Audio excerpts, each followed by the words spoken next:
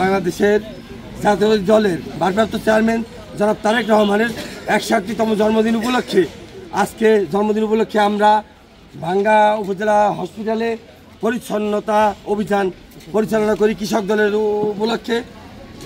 এবং আমাদের সম্মানিত সভাপতি আমাদের খোঁজখবর রাখতেছেন এবং শহীদুল ইসলাম বাউল ভাইয়ের পক্ষ থেকে আমরা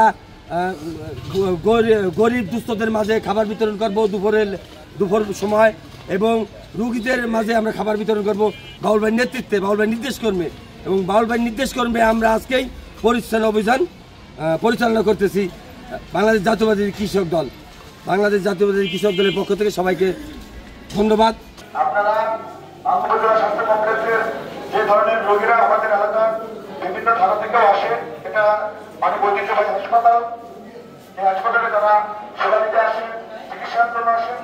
অনেকেই রক্তের স্বল্পতা এবং যখন অ্যাক্সিডেন্ট করে রোগী আসছে রক্তের সংকট দেখা দেয়, প্রচুর হারানির শিকার হয়। যারা ব্লাড ব্যাংকের সদস্য হবেন সবাইকে একটা কার্ড করে দেওয়া হবে।